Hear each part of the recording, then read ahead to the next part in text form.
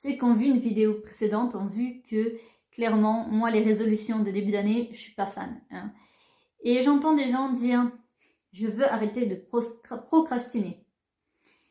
Vous savez, c'est comme quand vous dites « Je veux arrêter de penser à un éléphant rose ». C'est bon, vous l'avez bien en tête, l'éléphant rose? Bah, arrêtez d'y penser. Eh oui, la procrastination, pardon, c'est pareil, en fait. Ça n'a pas de sens de dire « Je vais arrêter de procrastiner ». Ce qui a un sens, c'est de dire « Mais pourquoi je procrastine? Qu'est-ce qui se passe? Pourquoi là, aujourd'hui, je devais me mettre à travailler, je devais me mettre cette tâche et je n'ai pas avancé d'un iota ?» C'est là où c'est intéressant de chercher. Il peut avoir plusieurs raisons. Il peut avoir cette tâche me gonfle au plus haut point et je n'aime pas faire ça. Alors, soit vous pouvez passer à travers, soit vous pouvez vous mettre le système de la carotte. Je fais cette tâche et puis après, je m'octroie tel truc. Ça peut être un petit carré de chocolat, ça peut être, je sais pas moi, dire je vais me regarder un petit film derrière, ça peut être ce que vous voulez, mais le tout de la carotte peut aider. Ça peut être tenter de la rendre un peu plus fun, en mettant de la musique, en essayant de stimuler un peu autour pour rendre les choses un peu plus agréables.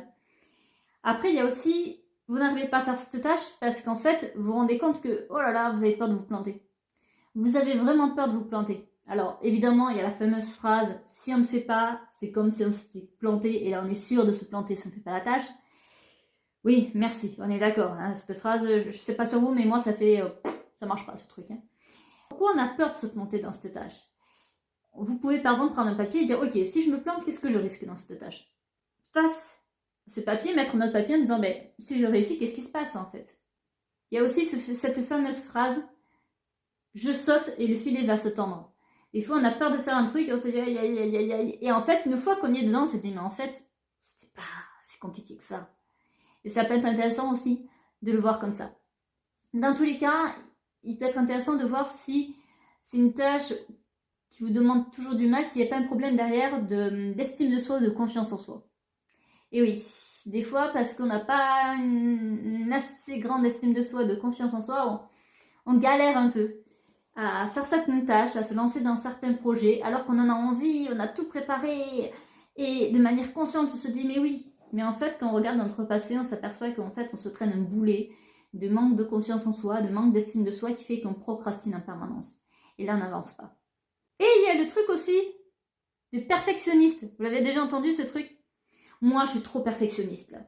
On le dit souvent en entretien d'embauche. Ouais, la perfectionniste, ça cache un problème d'estime de soi.